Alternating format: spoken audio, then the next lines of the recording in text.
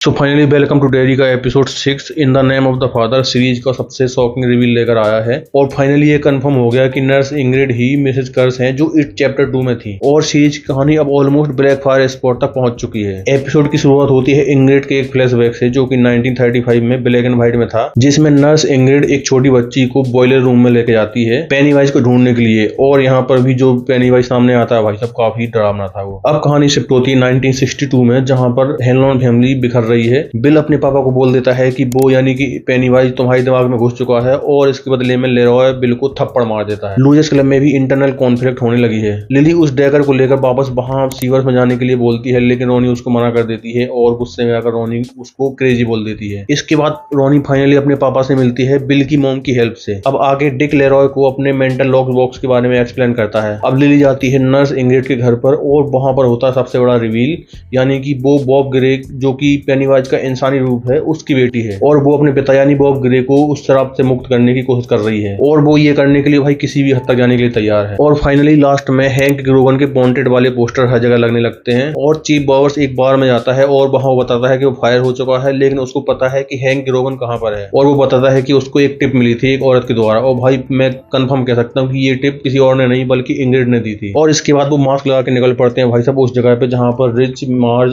Bill और Dick और भी सारे ब्लैक पीपल पार्टी कर रहे होते हैं। तो भाई ये एपिसोड मेरे लिए काफी इमोशनल था, जब बिल और लेरॉय के बीच में बहस होती है और वो उसे थप्पड़ मार देता है और बिल रो के बाहर चला जाता है। और साथ में जब रोनी अपने पिता से दिनों बाद मिलती है तो भाई वो सीन भी काफी इमोशनल था। और भाई रिच और मार्ज के बीच में जो प्यारा सा रोमांस पनप रहा है भाई वो देख के तो मजा ही आ गया। तो भाई कहानी अब ऑलमोस्ट डेयरी की सबसे डार्केस्ट फेज में आ चुकी है, जब रेसिज्म के चलते ब्लैक स्पॉट फायर लगेगी और उसमें 40 से ज्यादा लोग मरने वाले हैं। डिक अपनी द शाइनिंग पावर का यूज करके उस फायर में बच जाएगा, लेकिन शायद मुझे ऐसा लगता है कि मिसेज इंग्रिड उस फायर में मर जाएगी। और फिर उसके बाद पेनीवाइज उसकी फॉर्म को यूज करेगा इट चैप्टर 2 के इवेंट के लिए। और क्योंकि अब लूजर्स क्लब के पास भाई वो डैगर है, तो भाई ये देखना काफी मजेदार होगा कि वो लोग उसको कैसे यूज करते हैं। तो भाई ये एपिसोड जिस नोट पे एंड हुआ है, मतलब कि मास्क लगा के विजिलेंटी उस बार के बाहर आ चुके हैं, और नेक्स्ट एपिसोड में उस बार में आग लगाने वाले हैं। तो भाई नेक्स्ट एपिसोड इस सीरीज का सबसे डार्क और इंटेंस एपिसोड होने वाला है। तो भाई आपको ये एपिसोड कैसा लगा कमेंट करके जरूर बताना, और मैं मिलता हूँ किसी नेक्स्ट वीडियो में, तब तक के लिए बाय।